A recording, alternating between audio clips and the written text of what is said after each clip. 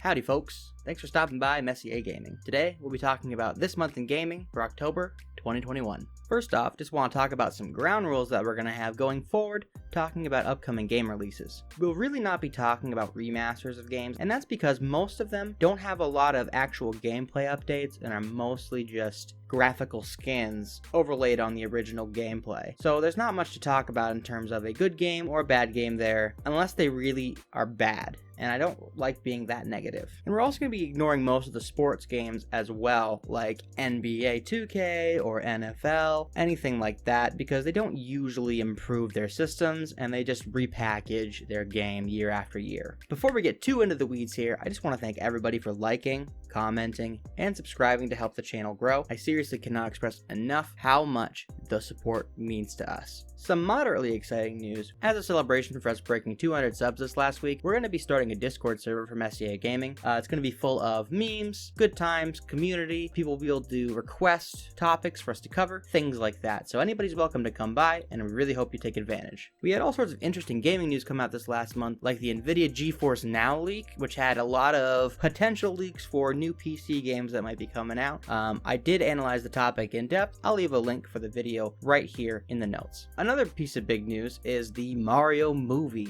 that was spoken about at the last Nintendo Direct. This is shaping up to be probably one of the worst video game movies of all time, or one of the best. We are yet to see, but the more I think about it, the more excited I am to see this movie come out and see what it's got for us. The development of this movie and teasers that are going to come out are definitely going to be the subject of much speculation, so tune in here for more about that. In that same Nintendo Direct, it was announced that the last DLC fighter for Smash Bros. Ultimate is going to be spoken about on October 5th. Not coincidentally, I think, the same day that Nickelodeon All-Stars Brawl is going to come out. Probably an attempt to garner some favor with the fan base and get them not to leave for that game, as it is a similar style of fighting game, with some old mechanics that Smash Bros. Has now gotten rid of that old fans love a lot. In other news, New World launched on September 29th. It was not delayed again, it was actually for real launched. There was a bit of an issue with the servers not having enough room for all the players that wanted to join, people leaving Steam reviews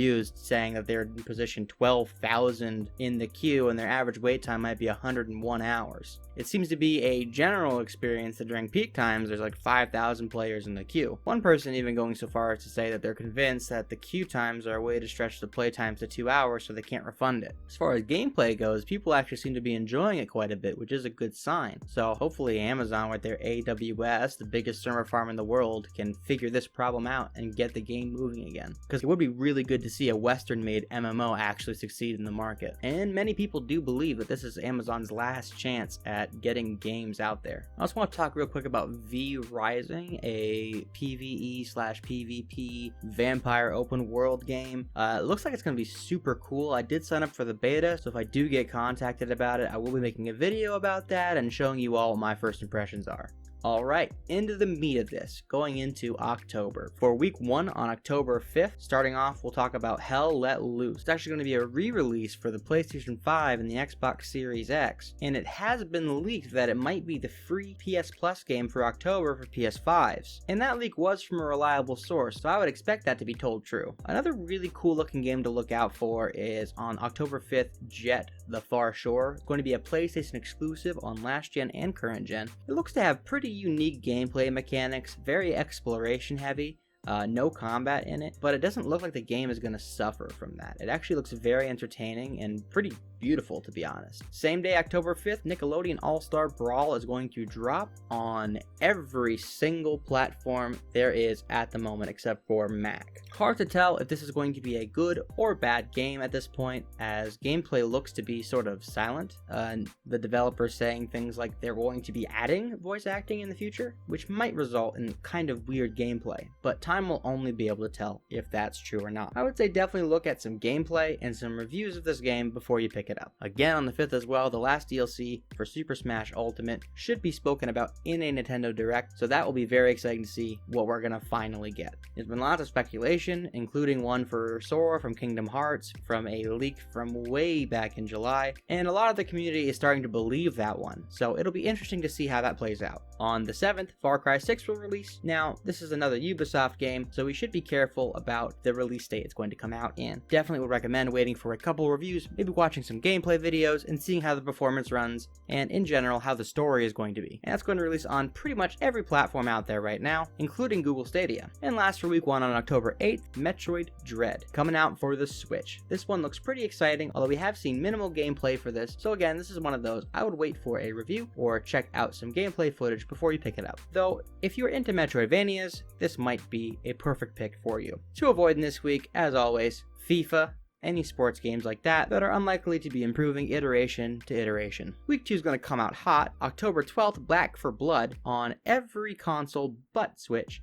A full release. From my beta playthrough, it didn't seem to quite capture that Left 4 Dead magic, but does scratch a wave-based zombie killing itch. I would definitely wait for a review or gameplay footage to check this one out as well. Monster Crown is going to be leaving early access on October 12th as well, releasing on last-gen consoles, the Switch, and PC. It is a basic Pokemon monster collector game. It has achieved great success in its early access career, and I would say anyone who had doubts should feel much better now about picking this up. If you're into Pokemon, you're probably going to like this game even more. Hype around simulation games is not going down anytime soon, especially when considering the massive appeal that Gas Station Simulator had this last month, so Junkyard Simulator might scratch that itch for you as well on October 13th, coming out only as far as I can tell on Steam. On October 14th, this isn't a game I'm very sure about, but Alien Cube seems to be an interesting thing to look at around this time. Any games that have been going for the cosmic horror vibe haven't really succeeded yet in the space, but this game looks like it might actually nail it there, so I would take a look at some reviews around that time, and if you're into that kind of thing, definitely pick it up. And for the weebs like me, on October 15th,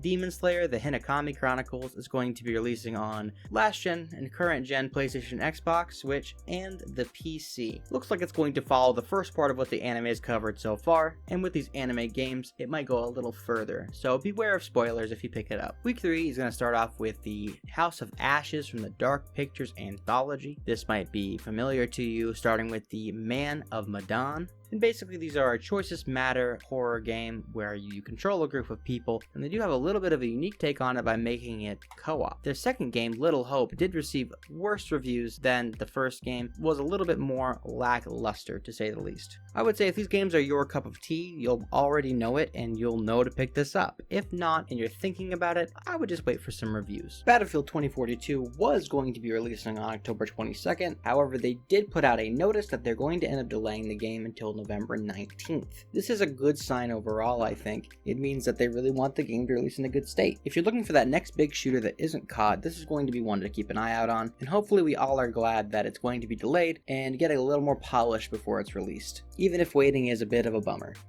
Week 4 is going to start hot with Marvel's Guardians of the Galaxy coming in on last gen, current gen, Switch, and PC on October 26th. Now I understand some trepidation that might be around this game considering Marvel's Avengers that we received was lackluster to say the least. However, it really looks like they're taking care of this game and trying to make it a good experience. The gameplay that we've seen looks pretty good and unique. They have ground combat parts, they have parts where you're flying in the actual Guardian ship, but the real core of this game is going to be shown if they can capture the feeling that the movies had or not. Because the people who read the comics, they're enthusiasts. They're probably already going to get this game, but the people who watch the movies are really only going to want it if it captures that feeling, and it really looks like they might actually do that. Definitely something you should be taking a look out for. I for one think there's enough evidence out there that it's worth a pickup. Another one on October 26th, going to be a PlayStation and Epic Store exclusive, is going to be Solar Ash. If you were a fan of Hyper Light Drifter and that fast-paced platforming action, this is definitely going to be a pickup for you. It looks absolutely stunning, and the trailer certainly intrigued me about the story. If we saw more gameplay with it, it would be easier to make a call, but until we do so, I would say wait for a review or for some unbiased gameplay video. Again, with that simulator trend coming out on the 26th, also is going to be Workshop Simulator on Steam. Not much to say about this. Another simulator game. Hard to tell if these are going to be good or bad, especially as the X factor is hard to define with a lot of these. We're also going to have a pretty awesome treat on October 28th. Looks like it's going to be an RPG completely in card form. For myself, these card gimmick games haven't been super attractive until I saw this one. It looks like it's giving this sort of D&D vibe with a dungeon master narrating all the actions that you're taking. It's made by Square Enix, a studio, to be honest, trusted with RPGs at this point, with the creative director being the one who created Nier, Yoko Taro, a much beloved series. And the music in the trailers reflects something being similar to Nier Automata. It's definitely something that has piqued my interest, to say the least, and I think certainly something that we should be looking out for. Voice of Cards, The Isle Dragon Roars is going to be releasing on PS4, Nintendo Switch, and PC. I assume PS5 will have backwards compatibility. If you have any of these platforms, I definitely recommend keeping an eye out for this. Age of Empires 4 is going to be releasing on the 28th as well for PC. We'll recommend to wait for some reviews. It will likely scratch the itch of RTS players. It's not known if the formula has improved enough to support a full-priced game release at this time. Definitely something that will scratch that itch if you're into it, and if you're hype as hell for Age of Empires 4 after waiting so long from 3, probably pick it up. Riders Republic is kind of a unique one, going to be releasing on last and current gen consoles, the Stadia, and PC as an Epic exclusive. I would say beware, this is a Ubisoft developed games and they can have rocky launches, and sometimes they release bad unfinished games that should have been scrapped from the beginning. But looking at it, it looks like it has pretty unique mechanics, sort of like they're going for that Forza Horizon feel, except with BMX bikes and snowboarding. And they're definitely not taking themselves too seriously. In the wingsuit category in the trailer, you can see people just with straight up jetpacks flying around. So it's definitely not one of those simulation BMX kind of games. It's a very silly Tony Hawk's Underground style game. On the 29th, Mario Party Superstars will be releasing for the Switch. If you're into the Mario Party games, this is going to be an obvious pickup for sure. Now with online play right from the beginning. So if you have a group of friends who can't necessarily get together,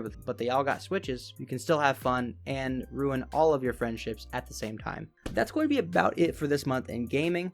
Not too many indie games this far, unfortunately. A lot of AAA titles to talk about, but for indie games, it's mostly visual novels and porn, unfortunately. But there is still a lot to be excited for in October, and I hope that we all have a good month checking it out. Again, thanks to everybody for liking, commenting, and subscribing. Your support means the world to me. Don't forget to check out our Discord to join in on the conversation. Thanks, and have a good one.